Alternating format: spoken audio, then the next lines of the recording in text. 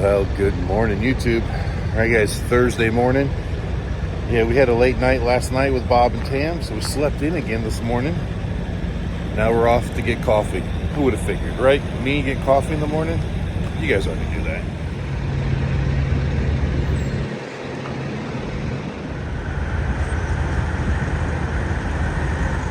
All right, guys, and I promise you, I'm not just re-editing footage I've shown you before, but that truck was at the fuel island 2 days ago as well. In fact, it was in yesterday's video, but I promise, not the same footage. You know, so many trucks all look the same, but a T600 with a Transformers grill on the front, it's gonna stand out, I'm gonna notice it. All right, guys, now that I have finished my coffee, dealt with my emails, everything else I had to do this morning, I've still got to run to Home Depot or Lowe's or even an Ace Hardware. Remember in yesterday's project we were hanging the mud flaps on Goliath and I needed some new hardware for it? Well, we didn't pass anything on the way out to dinner last night, and of course if you watched yesterday's video, you know that by the time we left Bonefish Grill it was too late to go anywhere. So now I'm gonna head out and get what I need, but it's already noon. It's like a little bit afternoon. Just crazy how fast the day goes by when you're trying to do what you got to do.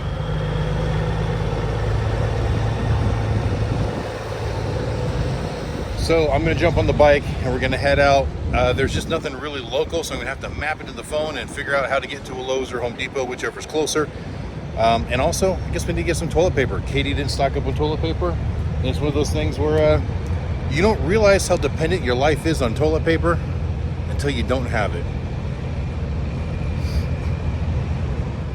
Well, guys, luckily I found an Ace Hardware right down the street, and they have 3/8 stainless steel button heads. I grabbed some washers and nuts, and luckily they had just enough to get the 6 that I need.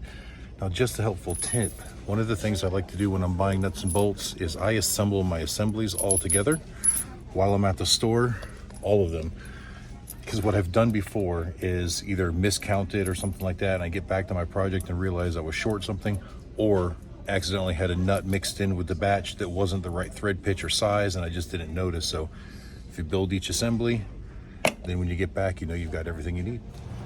Well, guys, I know that stainless steel gets expensive, but 6 bolts, 6 nylock nuts, and 12 stainless steel washers, $32.32. Just crazy. Well, at least the butt wiping stuff was a little bit cheaper, but not by much.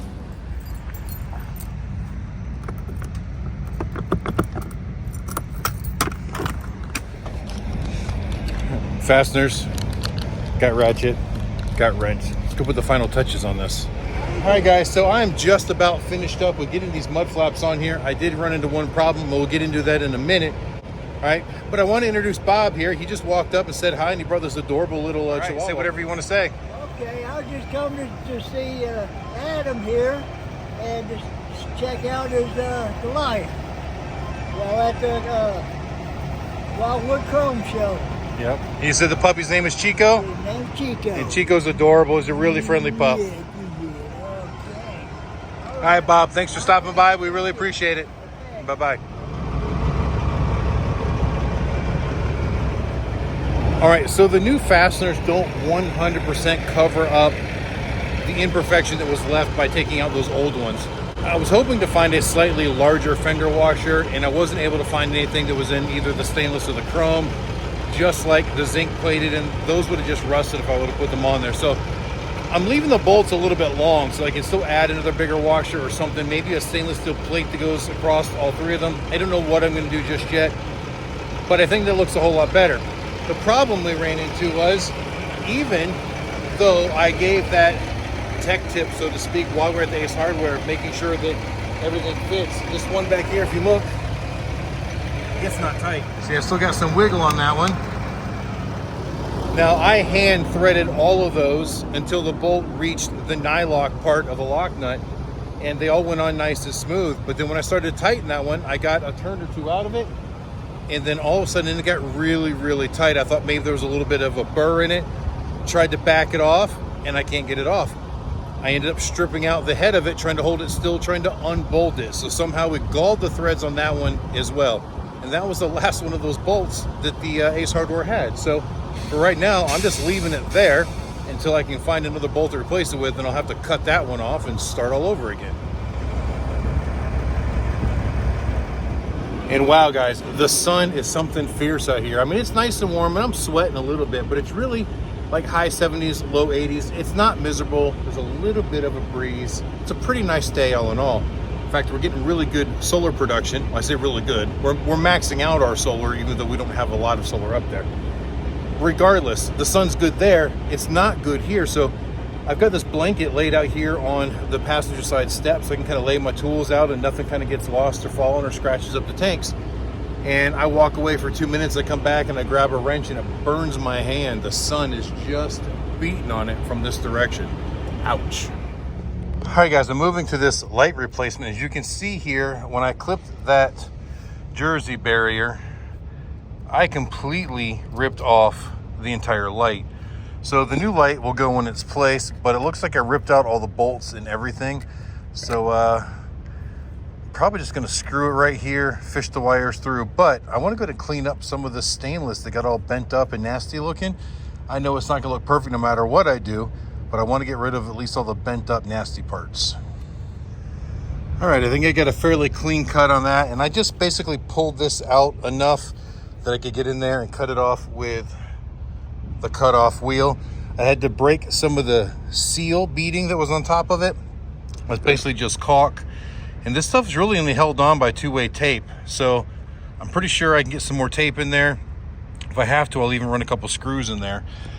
And then this piece of trim runs all the way up to the fender wells.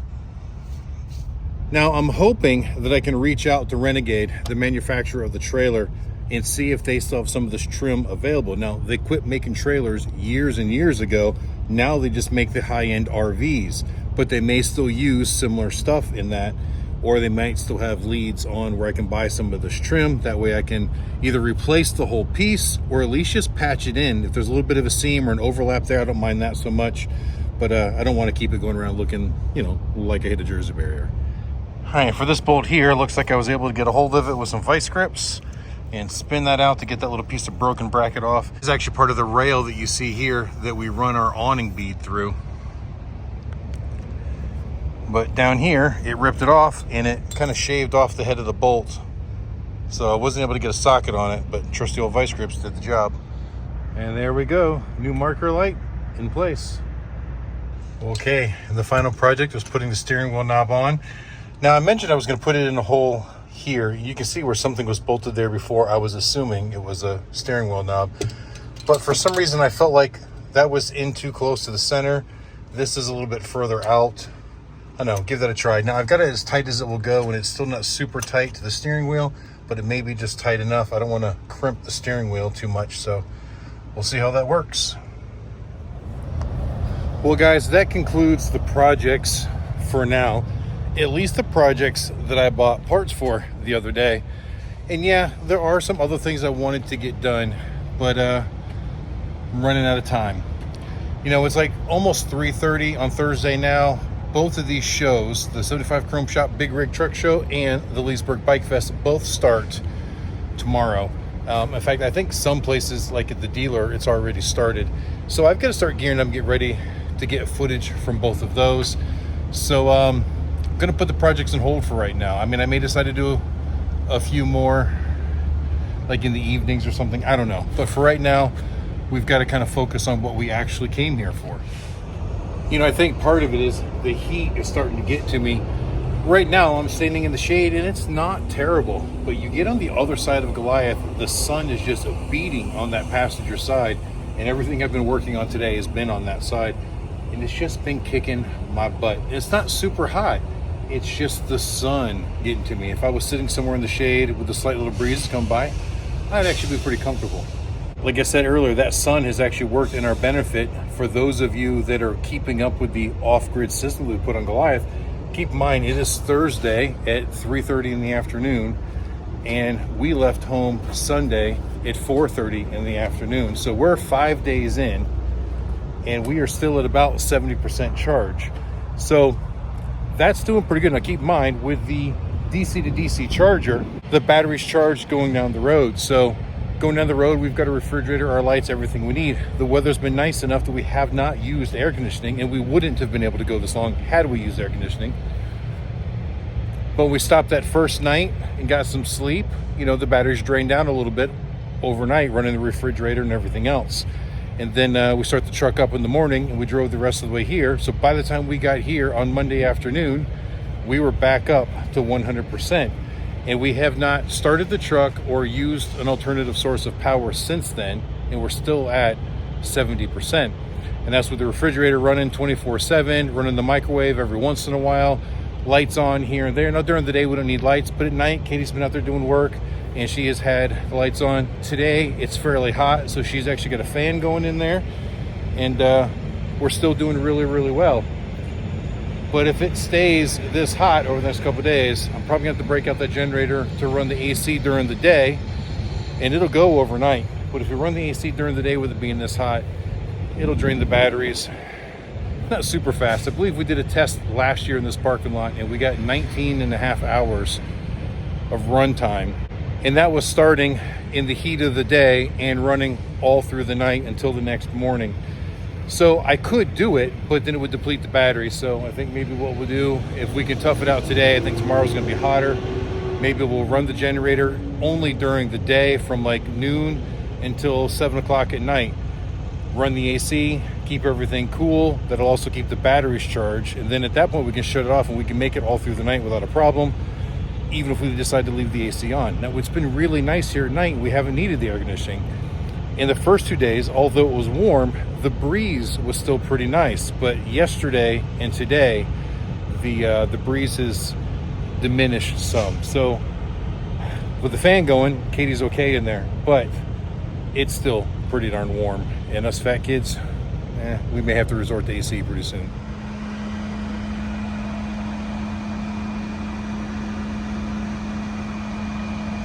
So because we haven't been using a whole lot of power, you know, the battery will drain down a little bit overnight, but our solar production has been pretty good during the day. Now, Goliath is facing just about due south right now, so we're getting very little shading on those panels up there.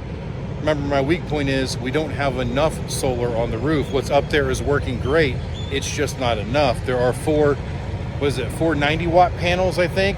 So we actually see 250, 260 watts of production at peak times, but our loads in most cases are only running between 45 and 90 watts.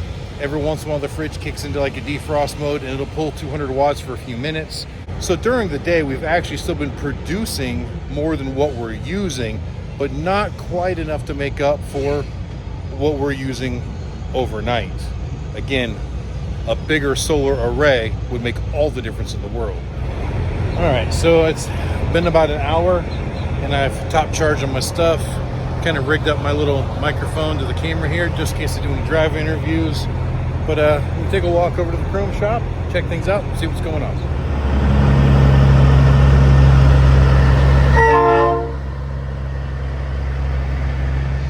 All right, guys, as you can see today, you got some of the food vendors are getting set up over here. A few more over here. You can see back there, it looks like they're getting the trucks all lined up and in their positions. When we were here yesterday, there was still a lot of empty spaces in between a lot of these trucks. They weren't really organized yet. Nobody here at the moment, but it looks like a company that makes interior panels.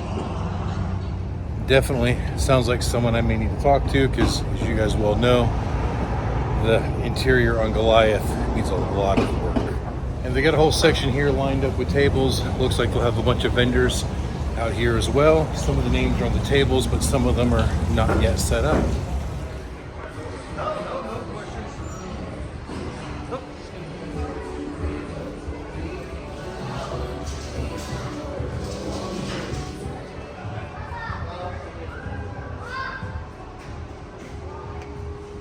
Hi guys, for the most part over here, it's pretty quiet. Looks like all the trucks are lined up. A few drivers actually out here doing the final touches of cleanup.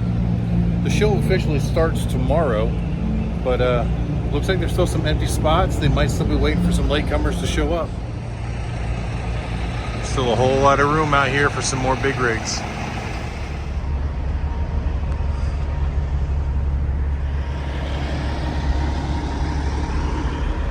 I'll tell you what, guys, that sun is still warm. I said here in the shade, feels pretty good. But you know, we're pushing, what, 6 o'clock in the evening now. Like I said, there's a few people out here hanging out with their trucks. Got to talk to a few of them. Scheduled a couple interviews for tomorrow. No interviews tonight, but we got a couple scheduled for tomorrow. And had a long talk with Robert from SH Tube. If you guys are familiar with SH Tube, the mud flap weights that I put on the mud flaps on Goliath yesterday, those are an SH Tube product, and they were really, really nicely built. If you guys watch Tim Gentry's channel, he's done a lot of work with SH Tube as well. They also build the grill for Bruce Wilson's truck and a bunch of others. They got a lot of really cool stuff going on. Well, they built some really cool shifters and everything as well. And just got to talking with them, and you know, I'd like to do a really cool grill on Goliath, but nobody makes one. So you get a Kenworth or a Peterbilt, you can just kind of pick one out of a catalog or send them a logo you want in it, and they already know all the dimensions. But when you've got an 87 GMC General, they got no clue.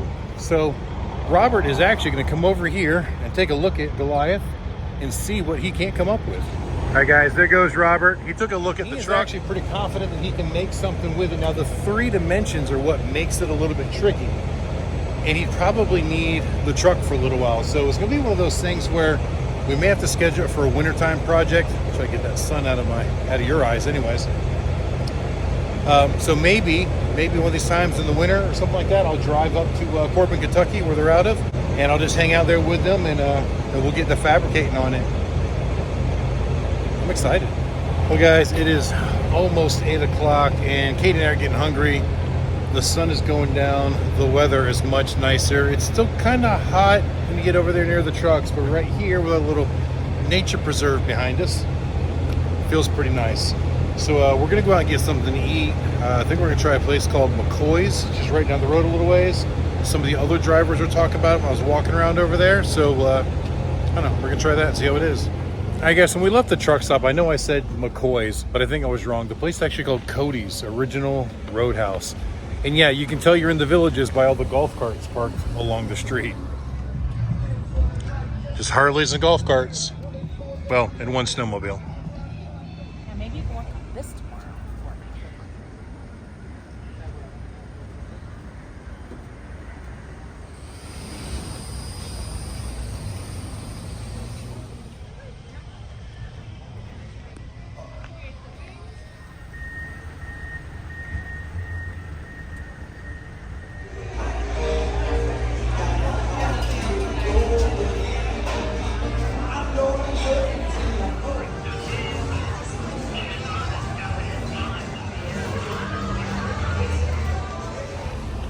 Well, guys, dinner at Cody's was actually pretty darn good. Very good rolls with cinnamon butter. And I guess really our only complaint about the whole thing is we had to eat dinner in the walk-in freezer. Well, so it seemed. We were just in this really, really cold corner of the restaurant. The AC was blowing on us, and it was quite chilly. But other than that, the food was great. The service was great. We'll definitely come here again.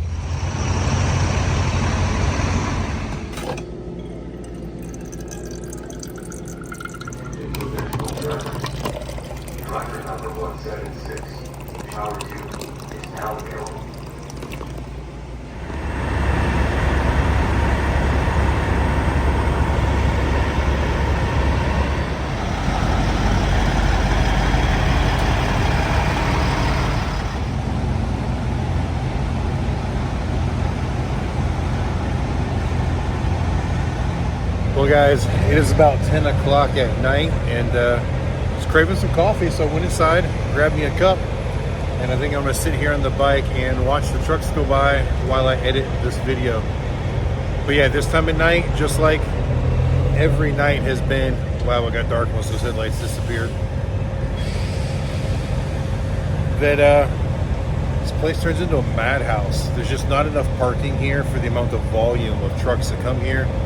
And I mean, they're stacking up on the ends. I mean, they're 5 deep past the last parking spot. It's the same way last year.